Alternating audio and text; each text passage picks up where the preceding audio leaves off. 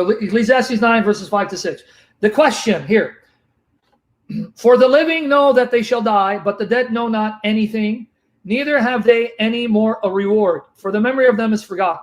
Also their love and their hatred and their envy is now perished, neither have they any more a portion forever in anything that is done under the sun. Now Ecclesiastes 9, verses 5 to 6. Ecclesiastes 9, verses 5 to 6 is often quoted by those who believe that when you die, you cease to exist. See, the dead know nothing. They perish. So how do we answer that? Are we ready? Ecclesiastes 9, verses 5 to 6. This is often quoted by Jehovah's Witnesses and others to show, see, when you die, you perish. You cease to exist. You know nothing. How do we answer that? Here's the answer.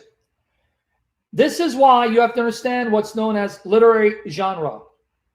The type of book, what kind of book it is, and the theme of the book. So now, guys, here's how you're going to learn how to interpret the Bible. If you don't listen, you're not going to get the answer. If you don't listen, you're not going to get the answer. Ecclesiastes is wisdom literature, but it's a specific type of wisdom literature. If you start at chapter 1, the theme of Ecclesiastes is the futility, the foolishness, the despair of human experience, human observation. In other words, it's a book about human secularism. In other words, what Solomon is telling us, here is the result of knowledge acquired by human experience, human observation. The result is vanity, foolishness, futility, and despair. Proverbs is giving you God's wisdom. Here is the wisdom of God by which you are to live and understand the world. Ecclesiastes is giving you human wisdom and the futility of human knowledge, human experience, human wisdom, because if all you have is human observation, then you cannot answer the big questions of life. You understand what I'm getting at? Ecclesiastes is not giving you, in every case, God's perspective. He's giving you the perspective of the human observer on earth when he looks at the world and sees how the world is run and sees the fate of human beings and animals. The conclusion is everything is a waste, everything is vain, everything is vanity, everything is despair, there's no hope. Isn't that atheism?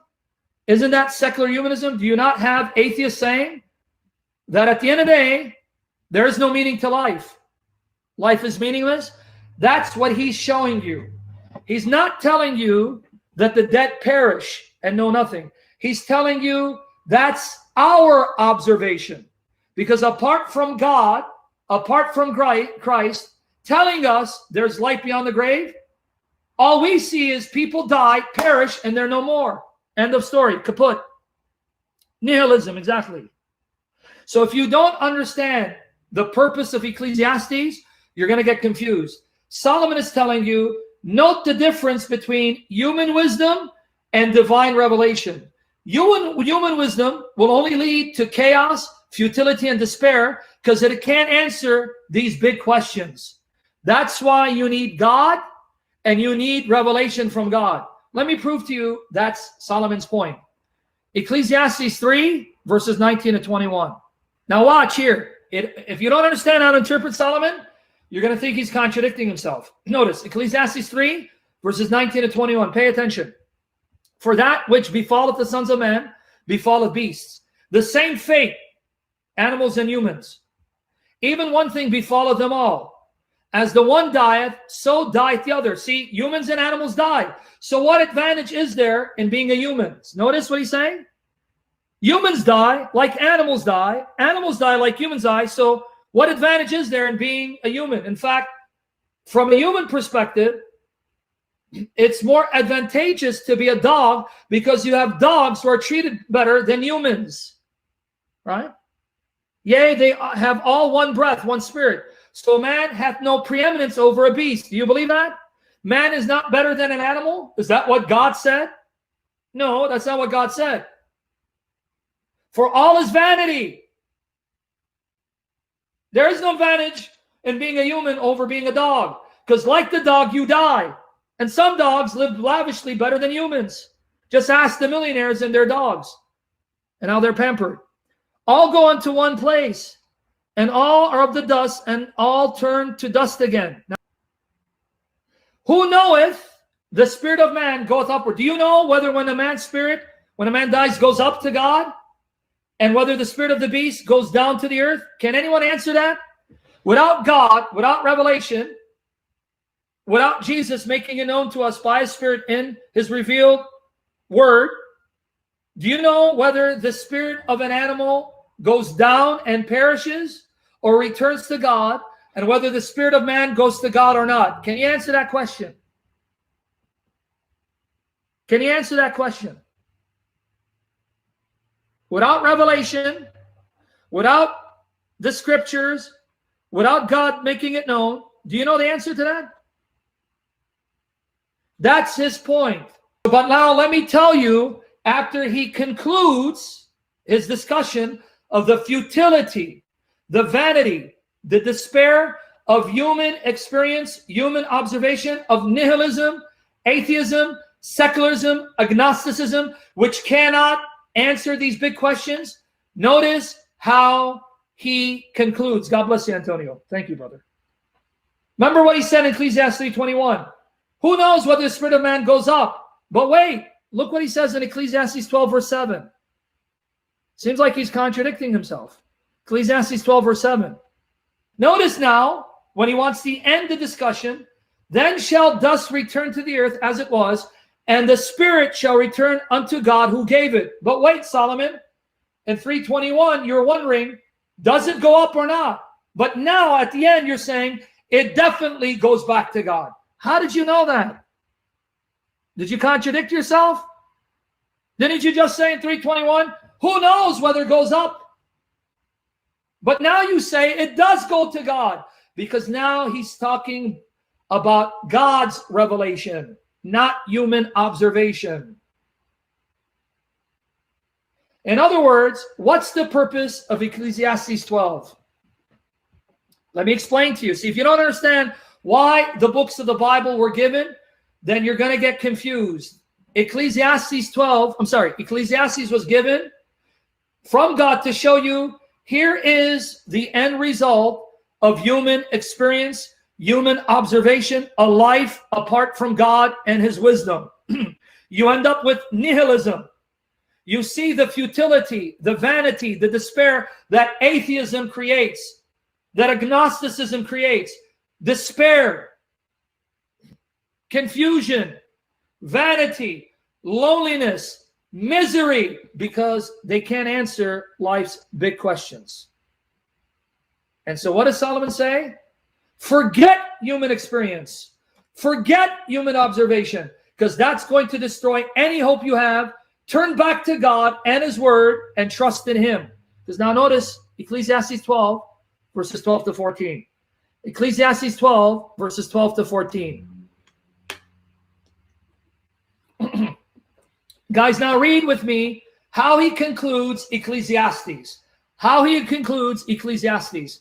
And further, by these, my son, be admonished. Let me now admonish you. Let me tell you now what the purpose of your life is. Let me tell you now what brings true meaning to life. You want to know the purpose and meaning of life? Here it is, my son. Forget human observation. Forget human experience, because I've been there, done that, and it will lead you to misery. So here's the purpose of life, my son. Of making many books, there's no end. You're going to keep writing and debating and arguing. That's never going to end. And a much study is the weariness of the flesh. You'll never, ever end writing, discussing, studying, and debating. That never ends. And I know, as an apologist, I'll say one thing, 20 people will produce responses to it. It never ends. So then what's the goal, Christian? What's the purpose of your life? To keep writing books, reading books, and debating, and refuting, and responding? No, that's not the purpose. Here's the purpose. Let us hear the conclusion of the whole matter. Here's the conclusion.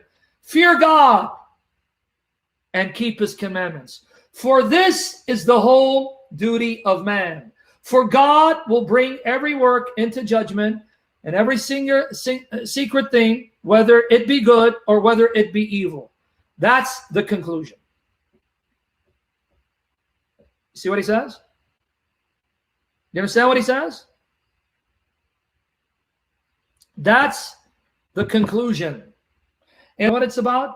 Knowing God, enjoying God, trusting in God, loving God, and obeying him. You see the point now? Because was there a wiser king than Solomon, who was filled with such wisdom of God, who had 1,000 women, 700 wives, 300 concubines, who knew the futility of human experience, human observation, living a life apart from revelation, contrary to God's will? And you know what he says? I've done it, been there, done that, seen it all, tasted it all, and at the end, misery, vanity, depression. And so I return to God and his commandments.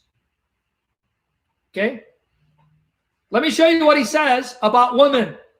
Let me show you what Solomon says about women. And if anyone was an authority on women, it's Solomon. Ecclesiastes 7:28. Watch here. Which yet my soul seeketh, but I find not. I haven't found. One man among 1,000 have I found, meaning one good man. But a woman among all those have I not found. He goes, among men, I found one man that was good among 1,000. But till this day, I haven't found one good woman.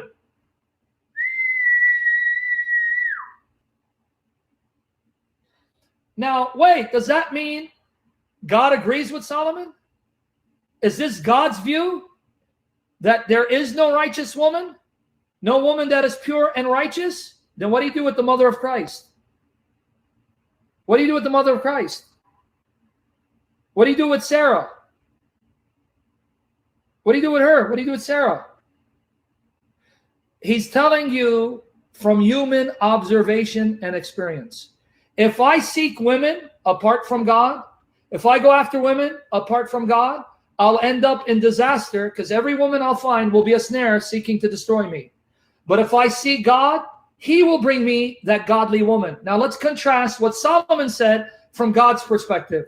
Proverbs 18, verse 22. Proverbs 18, verse 22. I know you women got upset. Say, what? Man, what you talking about? Here, Proverbs 18, 22. He who finds a wife finds a good thing and obtains favor from the Lord. Oh, that's a contradiction. How can finding a wife be favor from God when no woman is good? Because you don't understand the genre. See my point?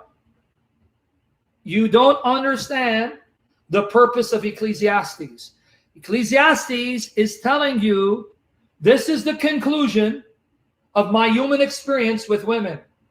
The women I sought, none of them were good because they were not from God. But if you seek God for a woman, he will bring you that good woman and take it as favor from God. You see the difference? You see the difference now? If you don't understand Ecclesiastes, you're going to create contradictions left and right. So this is the beauty of our Bible. Let me tell you why your Bible is beautiful, majestic. The Bible has a book addressing everything. If you want to know what Ecclesiastes is, this is the result of nihilism, atheism, agnosticism, human observation, human experience, human wisdom that's not based on revelation. Here's the conclusion. Misery, disaster, despair, heartache, pain, loss of hope. So now, seek God and his wisdom. That's Proverbs. Seek God and his wisdom. That's the letters of Paul. Seek God's revelation to see reality from God's perspective, to know what to do and not to do to save yourself from harm. Otherwise, if you ignore God and his wisdom, revelation, and try to do it on your own, you're going to end up in misery, disaster, depression, heartache, pain, despairing of life.